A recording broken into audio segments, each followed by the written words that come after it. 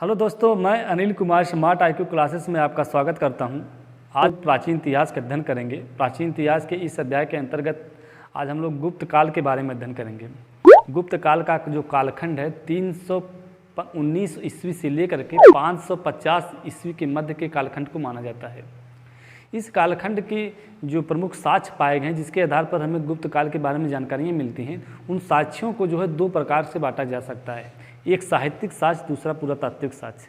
साहित्यिक साक्ष्य के तौर पर जिसमें विशाखादत्त, शूद्रक, विष्णु शर्मा, कालिदास की जो प्रमुख रचनाएं हैं उसके आधार पर हम इस वंश के बारे में हमें जानकारी मिलती हैं। और वहीं पुरातात्विक साक्ष्य के आधार पर जिसमें से प्रयाग प्रशस्ति, एरन अभिलेख, स्कंदगुप्त के जो प्रमुख जूनागढ़ या भीतरी अभिलेख हैं उसके आधार पर जो है हमें इस वंश के बारे में जानकारियाँ प्राप्त होती हैं।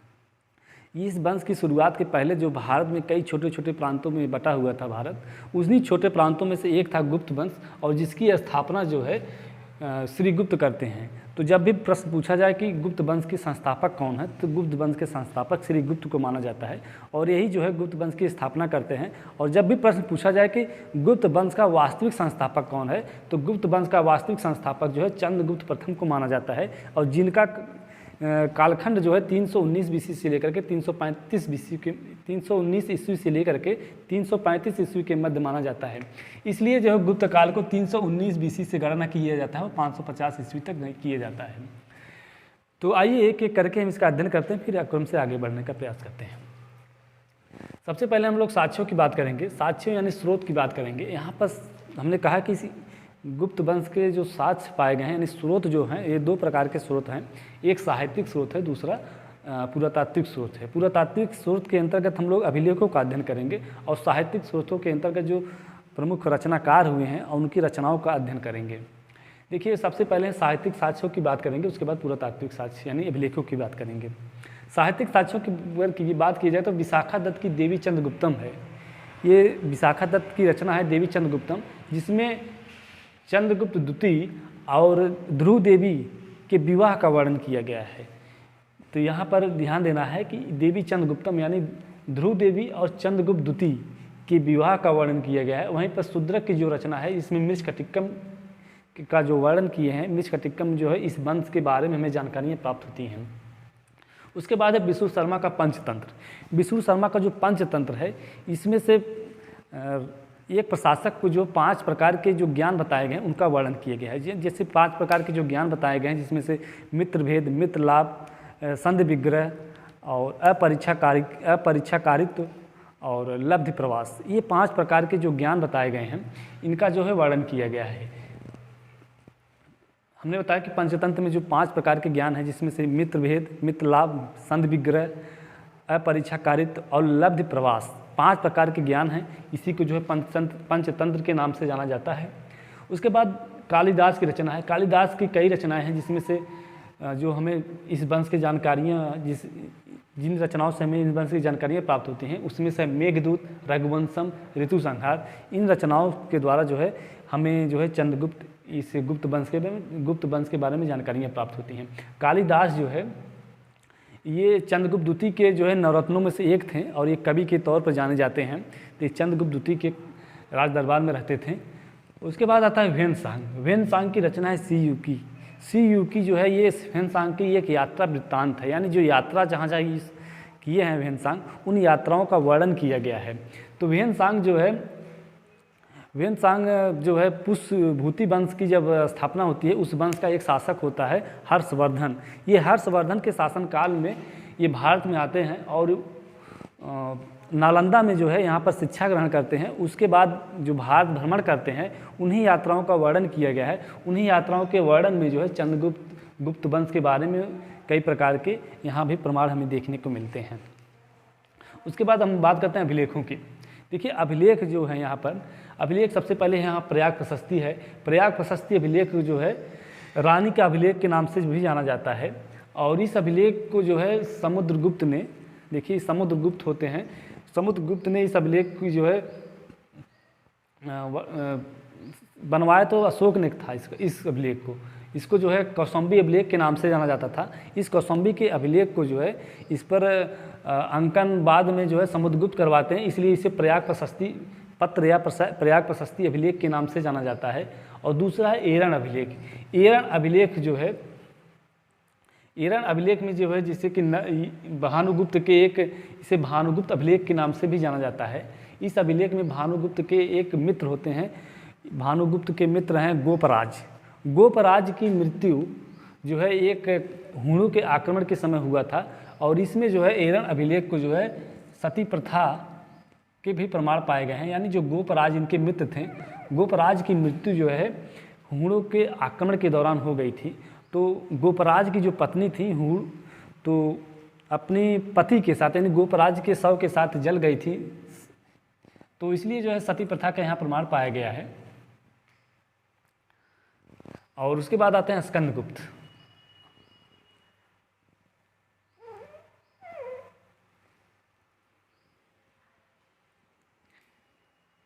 आइए हम अभिलेखों की बात करते हैं जो पुरातात्विक साक्ष्यों के तौर पर इसका अध्ययन किया जाता है, और इन अभिलेखों के द्वारा जो है हमें गुप्त वंश के बारे में जो जानकारियाँ प्राप्त होती हैं। उन अभिलेखों में सबसे प्रमुख है प्रयाग प्रशस्ति। प्रयाग प्रशस्ति जो है इसे कौशाम्बी अभिलेख के नाम से जाना जाता था, यानी रानी के अभिलेख के भी नाम से जाना जाता था। इस कौशाम्बी के अभिलेख की स्थापना जो है अशोक द्वारा किया जाता है, और इसमें जो है उनकी रानी कारुबाकी और पुत्र तीवर का वर्णन किया गया है। इस अभिलेख में जो है बाद में समुद्रगुप्त जो है इस पे जो है हरिसेन की सहायता से इस पर जो है अपना युद्धों का वर्णन करवाते हैं, इसीलिए इस अभिलेख को जो है प्रयाग प्रशस्ति के नाम से भी जाना जाता है। और दूसरा है एरन अभिलेख। एरन अभिलेख को जो है भानुगुप्त के अभिलेख के नाम से जाना जाता है। इस एरन अभिलेख को भानुगुप्त के अभिलेख के नाम से जाना जाता है। यहाँ पर एरन अभिलेख में जो हमें सती प्रथा के प्रमाण देखने को मिलते हैं। उसके बाद देखिए स्कंदगुप्त का जूनागढ़ अभिलेख और भीतरी अभिलेख, ये जो है स्कंदगुप्त की दो अभिलेख हैं, जिसमें एक जूनागढ़ का अभिलेख है, दूसरा भीतरी अभिलेख के नाम से जाना जाता है। यहाँ पर जो है स्कंदगुप्त के बारे में जो उनके प्रमुख कार्य किए गए हैं, खासतौर से जो सुदर्शन झील के निर्माण किया गया है और उनके द्वारा जो प्रमुख कार्य किए गए हैं उसका वर्णन किया गया है। उसके बाद है मेहरौली का लौह स्तंभ। मेहरौली का लौह स्तंभ जो है यहाँ पर ध्यान दीजिएगा, मेहरौली का लौह स्तंभ की स्थापना चंद्रगुप्त द्वितीय द्वारा किया जाता है, और ये स्तंभ जो है इस समय जो है कुब्बत इस्लाम मस्जिद जो है दिल्ली में स्थित है, वहाँ पर इस लौह स्तंभ को स्थापित किया गया है। ये लौह स्तंभ वहीं पर पाया गया है। उसके बाद एक है बयाना के सिक्कों का अभिलेख। बयाना के सिक्कों का अभिलेख देखिए, बयाना के सिक्कों को जो अभिलेख पाया गया है ये खास तौर से जब स्कंदगुप्त थे, कुमारगुप्त थे, उस समय जो है राजस्थान में इन सिक्कों को एक मुद्रा मृदुभांड पाया गया है, यानी मुद्राओं से भरा एक मृदुभांड है। उसी में जो है इन वहाँ पर जो है 635 सिक्कों का संग्रह है, जिसमें से मौर्य शैली में उनका निर्माण किया गया है। इसी को जो है बयाना सिक्का के नाम से जाना जाता है। पूछा जाए कि बयाना सिक्का अभिलेख, बयाना सिक्का के साक्ष्य कहाँ पाए गए हैं, तो ये राजस्थान में पाए गए हैं। उसके बाद देखिए अजंता की गुफाओं के चित्र तो किए गए हैं। अजंता की जो गुफाएं हैं, खास तौर से जो 16वीं और 17वीं गुफा है, जिसमें से चंद्रगुप्त के बारे में हमें जानकारियाँ प्राप्त होती हैं। तो यहाँ पर हमने साक्ष्यों के तौर पर जो है साहित्यिक साक्ष्य और पुरातात्विक साक्ष्य का अध्ययन किया है, जिसके आधार पर हमें गुप्त वंश के बारे में जानकारियाँ प्राप्त होती हैं, जिसमें से हमने विशाखा दत्त का देवी चंद्रगुप्तम का अध्ययन किया, शूद्रक की मृच कटिक्कम है, विशुर शर्मा का पंचतंत्र है, कालिदास का मेघदूतम, रघुवंशम, ऋषुक संहार है, और वहन सांकित सियुकी यानी उनकी जो यात्रा वृत्तांत है उसे सियुकी के नाम से जाना जाता है। उसके बाद हमने पुरातात्विक साक्ष्यों के तौर पर अभिलेखों का अध्ययन किया है। इन अभिलेखों में सबसे प्रमुख है प्रयाग प्रशस्ति, और उसके बाद एरन अभिलेख का अध्ययन किया। फिर स्कंदगुप्त के जूनागढ़ या भीतरी अभिलेख के बारे में अध्ययन किया। मेहरौली का लौह स्तंभ के बारे में अध्ययन किया। फिर बयाना के सिक्के जो राजस्थान में पाए गए उसका अध्ययन किया। उसके बाद अजंता की जो गुफाओं में जो चित्रण किया गया है, या अजंता की खास तौर से जो 16वीं और 17वीं गुफा है अजंता की, उसमें जो है चंद्रगुप्त के जो गुप्त वंश के जो राजा थे उनके द्वारा इनके चित्रित किए गए हैं, उसको वहाँ पर उसका उल्लेख किया गया है। तो हमें यहाँ पर जो है गुप्त वंश के बारे में जानकारियाँ प्राप्त होती हैं। उसके बाद हम लोग गुप्त वंश के बारे में आगे बढ़ते हैं। देखिए संस्थापक की जब बात की जाए, तो जब भी कहा जाए कि गुप्त वंश का संस्थापक कौन है, तो गुप्त वंश का संस्थापक श्री गुप्त को माना जाता है। ये यही जो है गुप्त वंश की स्थापना करते हैं। जब 30वीं शताब्दी के अंत में जब भारत कई छोटे छोटे प्रांतों में बटा हुआ था, उन्हीं छोटे प्रांतों में से एक प्रांत था, इसी एक प्रांत की स्थापना करते हैं और जिसे गुप्त काल के नाम से जाना जाता है, और इसको जो है संस्थापक के तौर पर श्री गुप्त को माना जाता है। और ये जो है अपनी राजधानी पाटलिपुत्रा को बनाते हैं। तो उसके बाद एक और शासक हैं घटोत्कच। तो श्रीगुप्त और घटोत्कच के बारे में इतिहास में बहुत हमें प्रमाण नहीं देखने को मिलते हैं, लेकिन संस्थापक की जब बात की जाए तो श्रीगुप्त ही गुप्त काल के यानी गुप्त वंश के संस्थापक माने जाते हैं। इसके बाद सबसे प्रमुख शासक के तौर पर देखिए चंद्रगुप्त प्रथम को माना जाता है। यही चंद्रगुप्त प्रथम को जो है गुप्त वंश का वास्तविक संस्थापक माना जाता है। यहाँ पर ध्यान देने की बात है, जब संस्थापक की बात की जाए तो सिर्फ श्रीगुप्त को हम वहाँ श्रीगुप्त पर हम टिक करेंगे, और जब कहा जाए कि गुप्त वंश का वास्तविक संस्थापक कौन है, तो गुप्त वंश का वास्तविक संस्थापक को चंद्रगुप्त प्रथम को माना जाता है। देखिए चंद्रगुप्त प्रथम का जो कालखंड है 319 ईस्वी से लेकर के 335 ईस्वी के मध्य माना जाता है। 319 ईस्वी से लेकर के 335 ईस्वी के मध्य के कालखंड में चंद्रगुप्त प्रथम अपना शासनकाल करते हैं और अपनी राजधानी को पाटलिपुत्रा को बनाते हैं। तो यहाँ पर जब भी प्रश्न पूछा जाए कि चंद्रगुप्त प्रथम की राजधानी क्या थी, तो पाटलिपुत्रा में अपनी राजधानी बनाते हैं। और ये ही पाटलिपुत्रा ही राजनीति का मुख्य केंद्र माना जाता था भारत में। यहाँ पर इसलिए इन शासकों का अध्ययन करते हैं हम लोग। तो यहाँ पर इनका कालखंड 319 से 335 ईस्वी के मध्य माना जाता है और पाटलिपुत्रा इनकी राजधानी होती है। जब ये अपना राज्यारोहण करते हैं 319 ईस्वी में, उस दौरान इसको जो इस पूरे राज्यारोहण के इस उपलक्ष्य को जो है तो गुप्त संवत के नाम से जाना जाता है। जब ये अपना राज्यारोहण करते हैं, यानी जब ये राजा बनते हैं, जब सम्राट बनते हैं, उस उपलक्ष्य को जो है उस दौरान जो है ये गुप्त संवत की शुरुआत करते हैं और इसी को गुप्त संवत के नाम से जाना जाता है। यानी गुप्त संवत की शुरुआत कब हुई थी? 319 ईस्वी में मानी जाती है।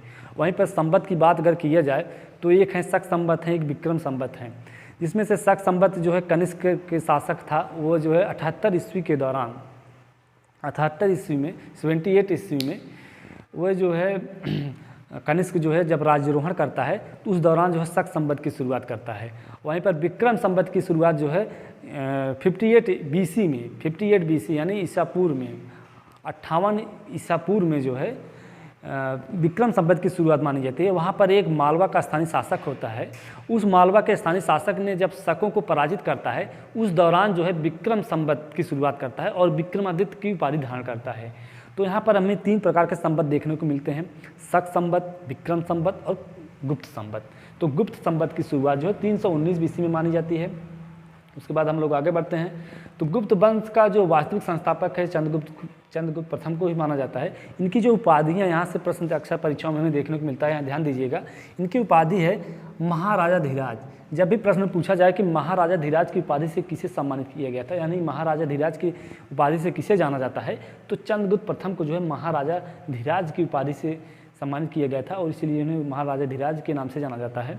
इनकी जो पत्नी थी, यहाँ पर एक प्रश्न देखने को मिलता है अक्सर परीक्षाओं में, कुमार देवी। देखिए कुमार देवी जो है लिच्छवी गणराज्य की पुत्री थी और लिच्छवी की राजकुमारी थी कुमार देवी, और ये जो है क्षत्रिय कुल से संबंधित थी। और ये पूरा जो गुप्त वंश है, ये जितने भी गुप्त वंश के जो शासक हैं, ये वैश्य धर्म, ये वैश्य जाति से संबंधित थे और ये जो है क्षत्रिय कुल से संबंधित थे, यानी ये वैश्य कुल से संबंधित था। ये पूरा गुप्त वंश जो था यानी गुप्त काल जो था, ये वैश्य कुल से संबंधित थे। तो कुमार देवी एक क्षत्रिय कुल से संबंधित थी और ये चंद्रगुप्त प्रथम जो है वैश्य कुल से संबंधित थे। तो यानी ये अपने ऊंचे कुल में शादी किए थे, इसलिए जो है इनकी प्रतिष्ठा बढ़ गई थी। इसलिए यहाँ प्रश्न पूछा जाता है कि कुमार देवी कौन, या इनकी पत्नी का क्या नाम था और किस वंश से संबंधित थे। तो इनकी पत्नी का नाम कुमार देवी था और ये जो लिच्छवी कुल के संबंधित थी, लिच्छवी की राजकुमारी थी और ये जो है क्षत्रिय कुल से संबंधित थी। उसके बाद इनके सिक्कों की बात करते हैं। चंद्रगुप्त प्रथम के समय जो सिक्के चलाए गए थे, तो देखिए इसी कुमार देवी के नाम पर ही इन्हें राजा रानी का सिक्कों पर जो है अंकन करवाया था, राजा रानी का अंकन करवाया था। इसे जो है राजा रानी के सिक्के के नाम से जाना जाता है। तो हमने यहाँ पर चंद्रगुप्त प्रथम के बारे में अध्ययन किया। इनका जो कालखंड है 319 बीसी से लेकर के 335 ईस्वी के मध्य माना जाता है। और यहाँ इनकी राजधानी पाटलिपुत्रा होती है।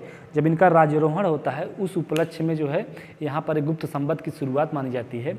उसके बाद जो उपाधि है इनकी देखिए, इन्होंने महाराजाधिराज की उपाधि धारण किया था और इनकी पत्नी का नाम है कुमार देवी। कुमार देवी जो है लिच्छवी की राजकुमारी थी और क्षत्रिय कुल से संबंधित थी, और चंद्रगुप्त प्रथम जो है वैश्य कुल से संबंधित थे। इसलिए जो है यहाँ पर प्रश्न अक्सर देखने को मिलता है कि इनकी पत्नी का क्या नाम था, कुमार देवी थी और लिच्छवी कुल से संबंधित थे। उसके बाद आगे बढ़ते हैं हम लोग।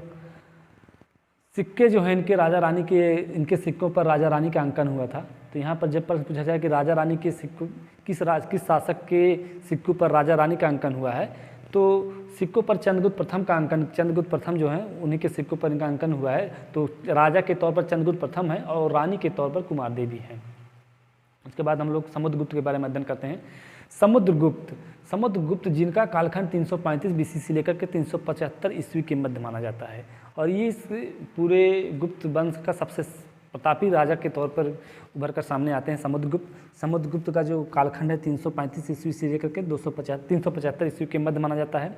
इनके जो उपाधियां हैं यहाँ से परीक्षाओं में अक्सर हमें प्रश्न देखने को मिलता है। देखिए इनकी एक उपाधि है धरणीबद्ध। धरणीबद्ध का मतलब यह होता है कि धरणी माने पृथ्वी होता है, बद्ध माने बांधना, पृथ्वी को जो बांधने वाला है शासक, इसीलिए इन्होंने धरणीबद्ध की उपाधि धारण किया था, यानी पृथ्वी को बांधने वाला। पृथ्वी का मतलब ये होता है कि यहाँ पर पृथ्वी का एकमात्र वीर है। उसी से बाद एक उपाधि है, वो एक उपाधि है इनकी पृथ्व्याय। और देखिए पर क्रमांक, अक्सर परीक्षाओं में पूछा जाता है पर क्रमांक की उपाधि से किसे जाना जाता है, तो पर क्रमांक की उपाधि से समुद्रगुप्त को जाना जाता है। उसके बाद एक उपाधि है कविराज भी इन्हें कहा जाता है, और ये संगीत के प्रेमी थे। इनके सिक्कों पर जो है वीणा वादन करते हुए दिखाया गया है, इसलिए जो है इसे कविराज के भी नाम से जाना जाता है। तो ये वीणा के प्रेमी थे, यानी वीणा वादन भी करते थे। इससे ये प्रमाण मिलता है, इन्हें कविराज भी कहा जाता है। और इनको जो है भारत का नेपोलियन भी कहा जाता है।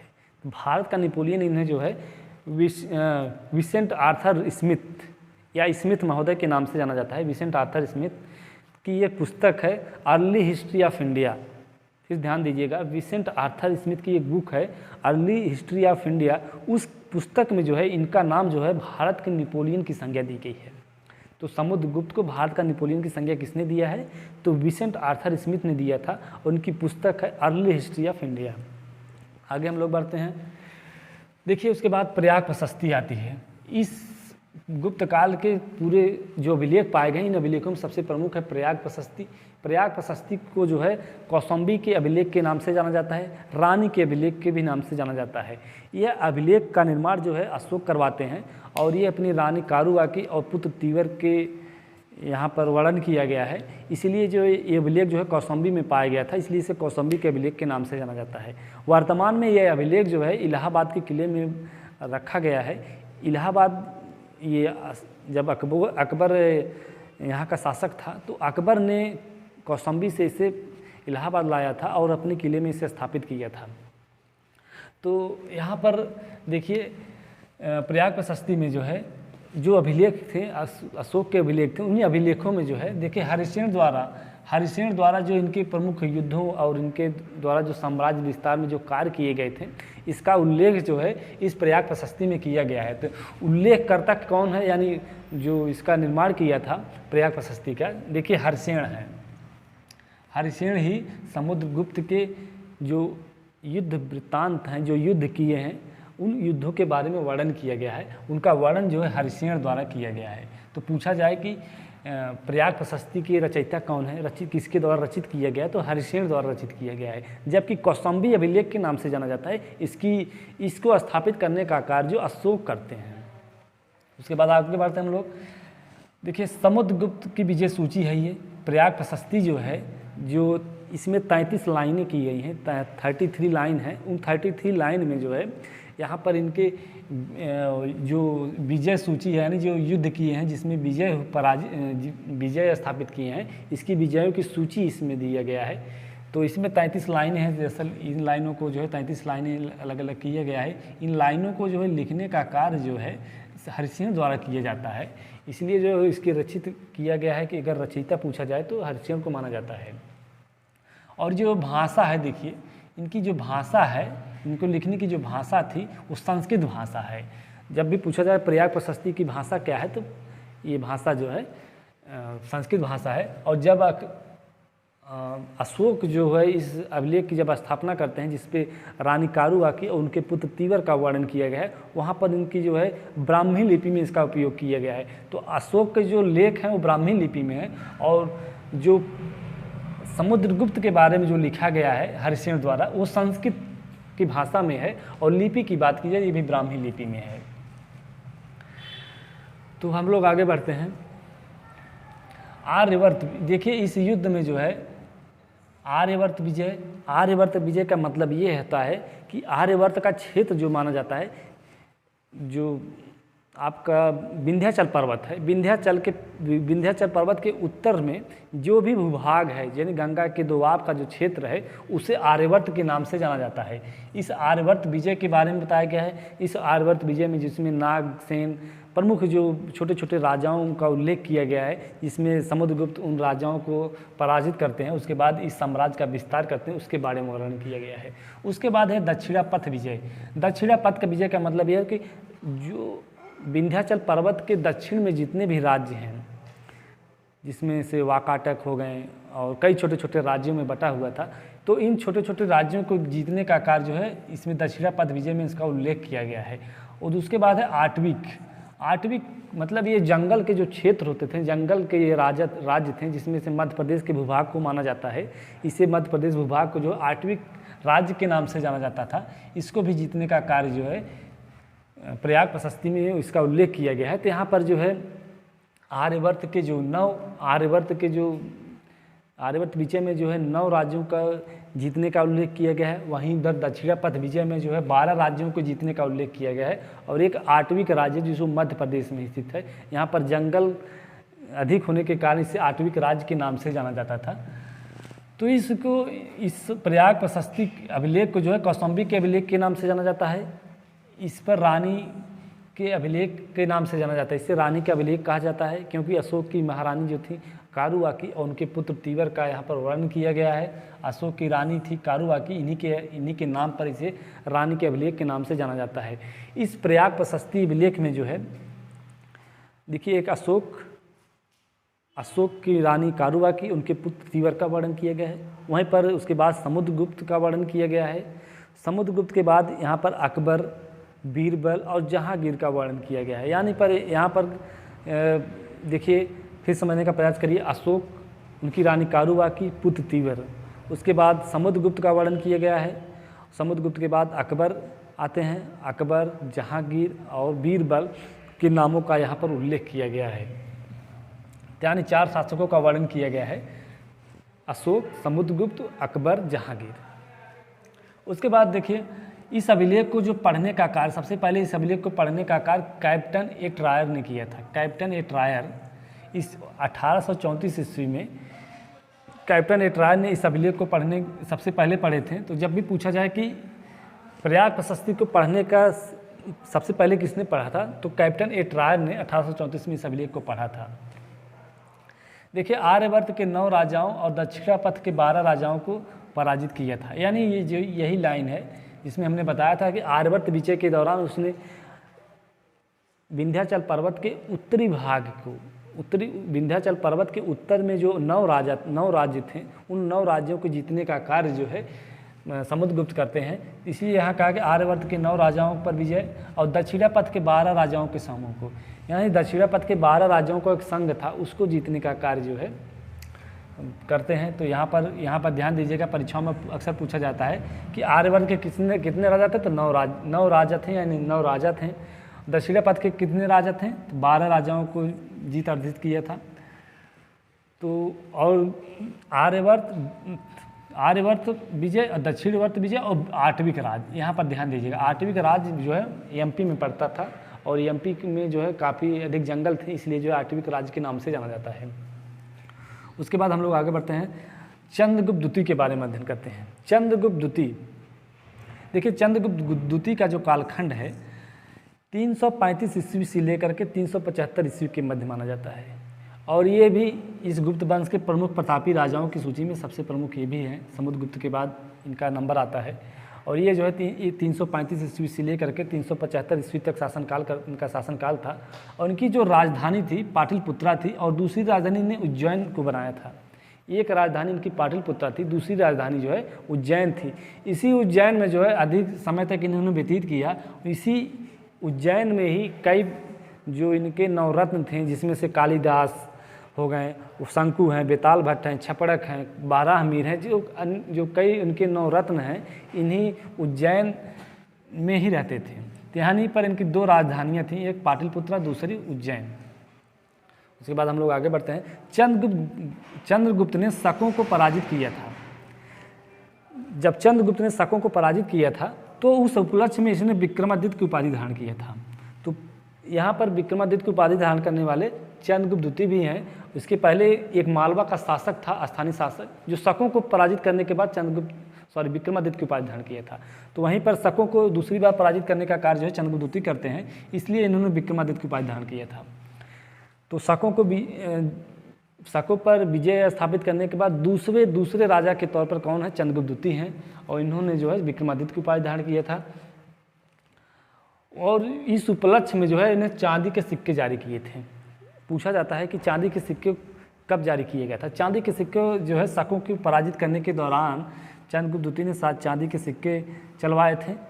तो यहाँ पर परीक्षाओं की दृष्टि से बहुत ही इंपॉर्टेंट है। अक्सर यहाँ प्रश्न बनते हैं कि चंद्रगुप्त द्वितीय को पराजित करने का कार्य किसने किया था? तो चंद्रगुप्त द्वितीय शकों को पराजित करने का कार्य किसने किया था? तो चंद्रगुप्त द्वितीय करते हैं। और इस उपलक्ष्य में चंद्रगुप्त द्वितीय जो है विक्रमादित्य की उपाधि धारण करते हैं। और यहाँ पर उस उपलक्ष्य में जो चांदी के सिक्के भी चलवाते हैं।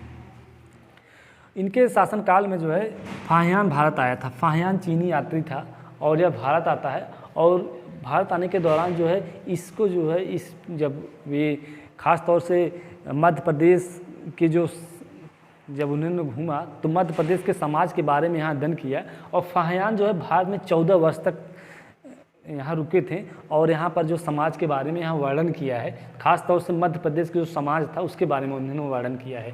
तो फाहियान, जब भी प्रश्न पूछा जाए तो फाहियान कौन था? तो फाहियान एक चीनी यात्री था और भारत में 14 वर्ष तक भारत में रुका। और मध्य प्रदेश के समाज के बारे में यहाँ हमें जानकारियाँ प्राप्त होती हैं। देखिए, विशाखा दत्त की एक रचना है देवी चंद्रगुप्तम। देवी चंद्रगुप्तम एक चंद्रगुप्त द्वितीय और ध्रुव देवी के विवाह का वर्णन किया गया है।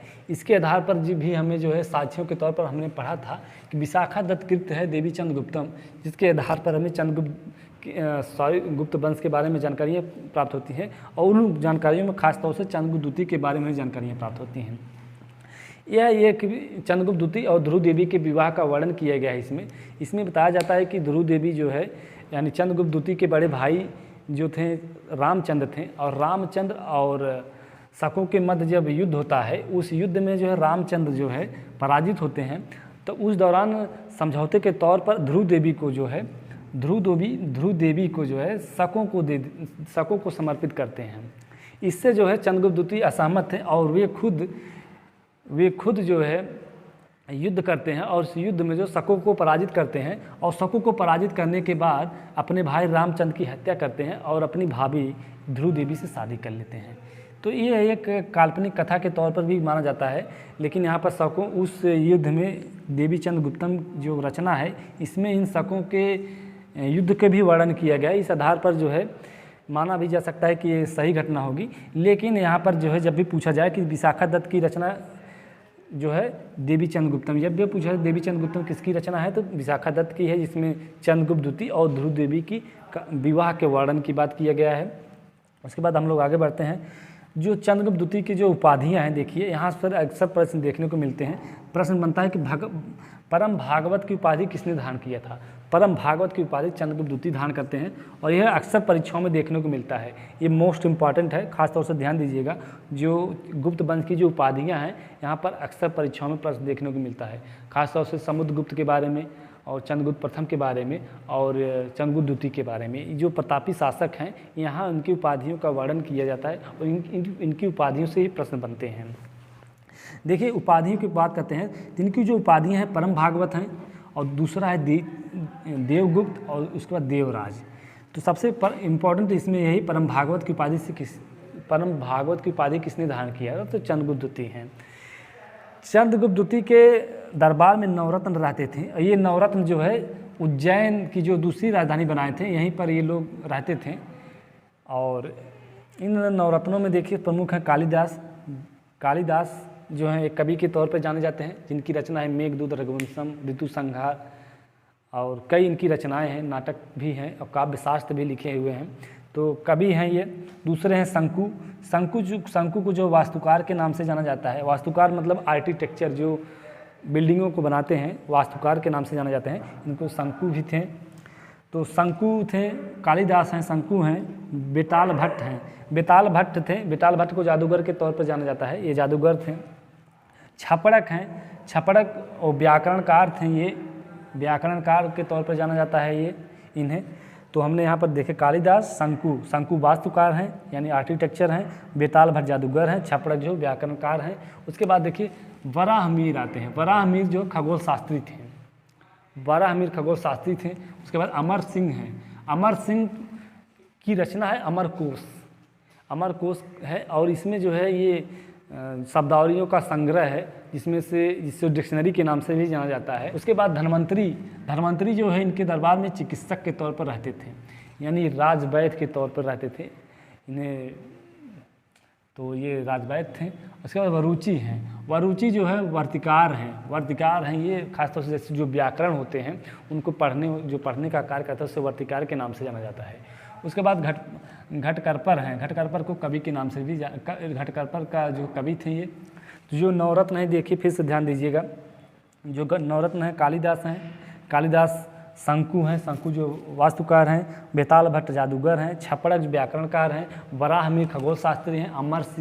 अमर सिंह जो है ये शब्दकोश की रचना किए हैं, जो डिक्शनरी की भी कह सकते हैं, यानी इनकी जो रचना है अमरकोश के नाम से जाना जाता है। उसके बाद धन्वंतरी है। धन्वंतरी की रचना है, धन्वंतरी जो राजवैद्य थे ये और चिकित्सक के तौर पर रहते थे। वरुचि हैं, वरुचि वर्तिकार थे। घटकरपर हैं, ये कवि थे। तो यहाँ पर हमने देखिए चंद्रगुप्त द्वितीय के बारे में अध्ययन किया। अब हम लोग कुमारगुप्त के बारे में अध्ययन करते हैं। कुमारगुप्त देखिए, कुमारगुप्त जो थे, कुमारगुप्त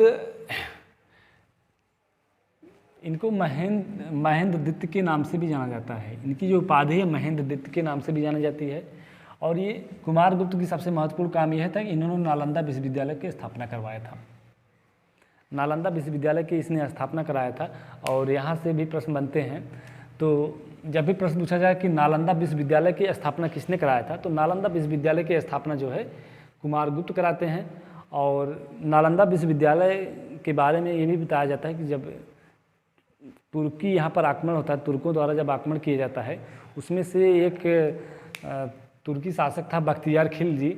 वह बख्तियार खिलजी ने जो है इस नालंदा विश्वविद्यालय को जला दिया था। तो स्थापना किसने किया था, तो कुमारगुप्त ने किया है। और जलाया किसने था, तो बख्तियार खिलजी ने चलाया था। एक तुर्की शासक था बख्तियार खिलजी, उसी ने जलाया था।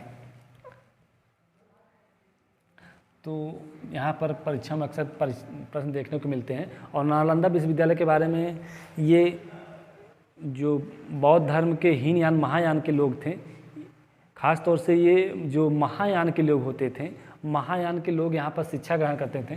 महायान के साथ साथ हीनयान के लोग भी यहाँ पर शिक्षा ग्रहण करते थे, लेकिन मुख्य केंद्र की बात की जाए तो यहाँ पर महायान के लोग ही शिक्षा ग्रहण करते थे।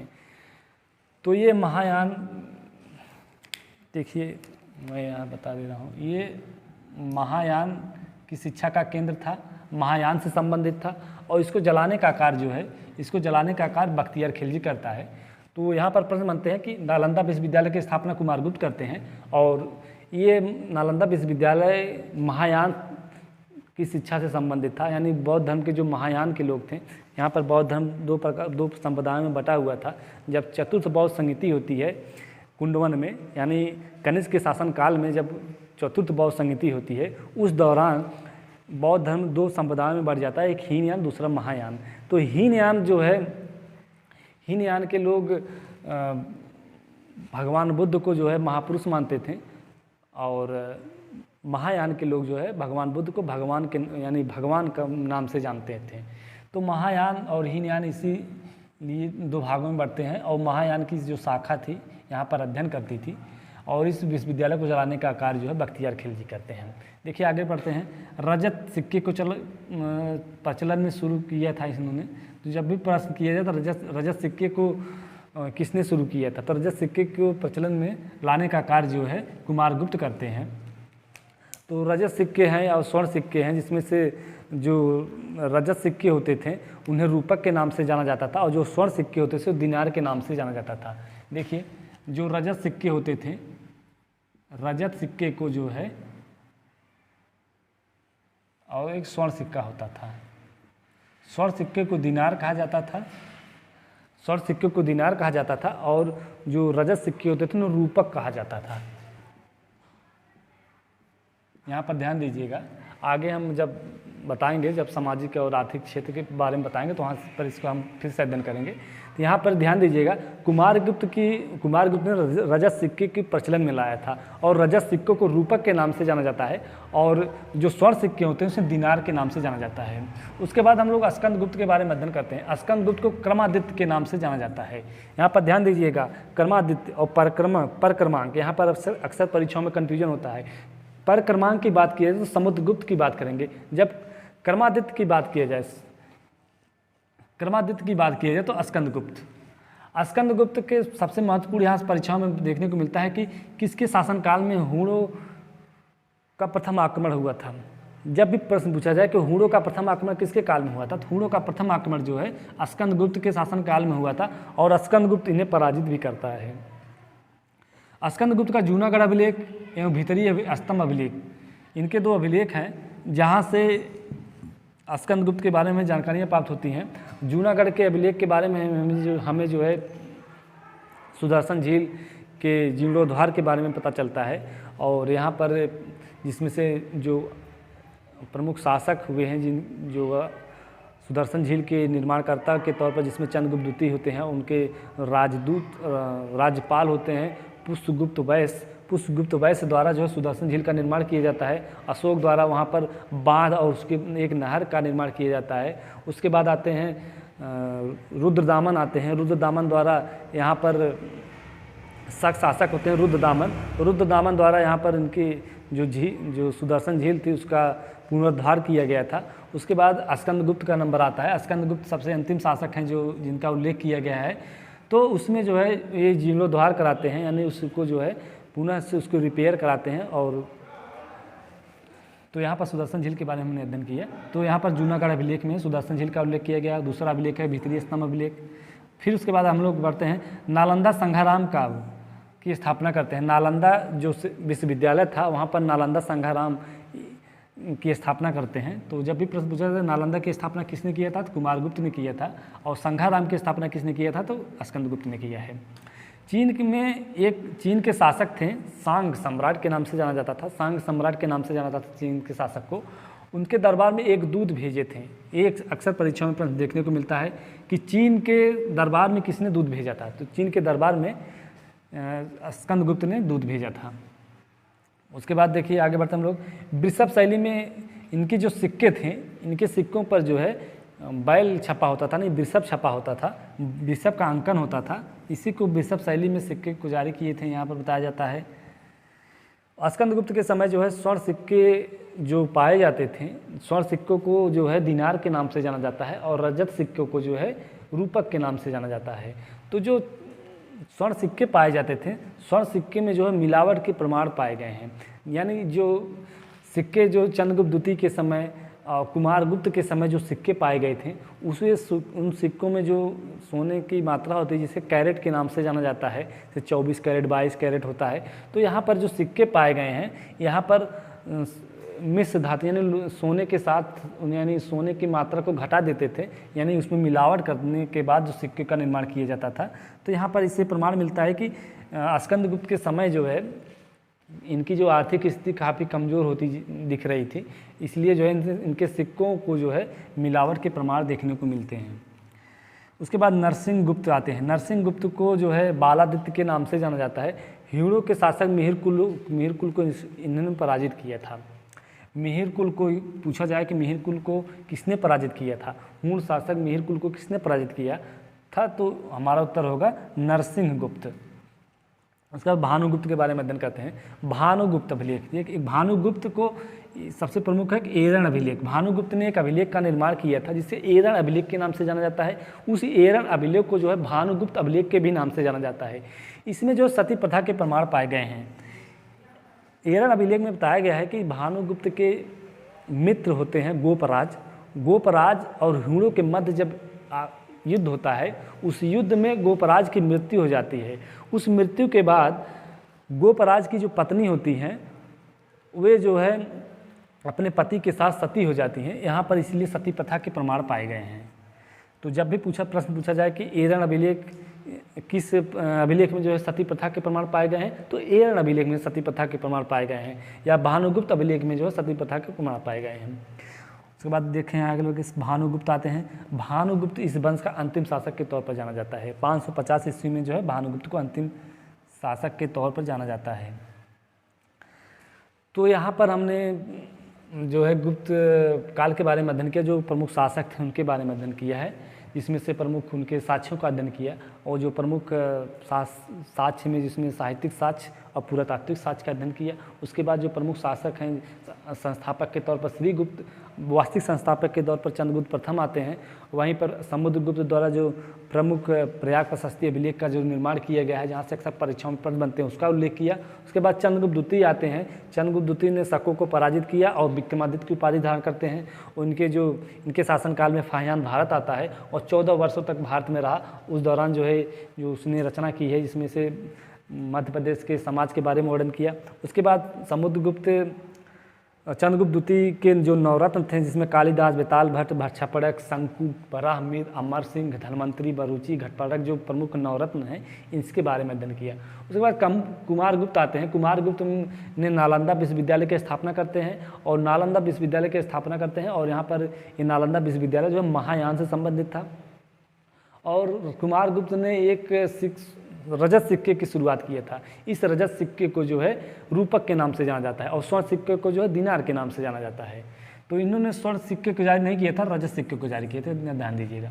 उसके बाद अस्कंदगुप्त आते हैं। अस्कंदगुप्त का सबसे प्रमुख ये प्रश्न बनता है कि ह्यूणों का प्रथम आक्रमण कब हुआ था। ह्यूणों का प्रथम आक्रमण जो है अस्कंदगुप्त के समय होता है और अस्कंदगुप्त जो है ह्यूणों को पराजित करते हैं।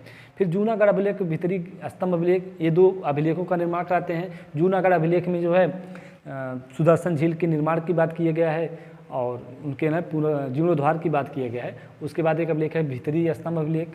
उसके बाद नालंदा में संग्राम की स्थापना करते हैं। चीन के सांग सम्राट में एक अपना दूत भेजते हैं। जब भी प्रश्न पूछा जाए किस गुप्त शासक ने चीन में जो है अपना एक दूत भेजा था, तो अस्कंदगुप्त होते हैं जो अपना चीन में एक दूत भेजते हैं। उसके बाद शासक आते हैं नरसिंहगुप्त। नरसिंहगुप्त ने मिहिरकुल, हूण शासक मिहिरकुल को पराजित किया था। उसके बाद आते हैं भानुगुप्त। भानुगुप्त का एक एरण अभिलेख की स्थापना किए थे, इसे भानुगुप्त अभिलेख के नाम से जाना जाता है। इसमें जो सती प्रथा के प्रमाण पाए गए हैं। उसके बाद आते हैं विष्णुगुप्त। विष्णुगुप्त को अंतिम शासक के तौर पर जाना जाता है। जब भी प्रश्न पूछा जाए कि गुप्त वंश का अंतिम शासक कौन है, तो गुप्त वंश का अंतिम शासक विष्णुगुप्त को नाम से जाना जाता है। तो अगली क्लास में हम लोग जो है गुप्त वंश के प्रमुख जो प्रशासन है, सामाजिक आर्थिक तौर पर वहाँ समझने का प्रयास करेंगे। तो मिलते हैं नेक्स्ट क्लास में। धन्यवाद।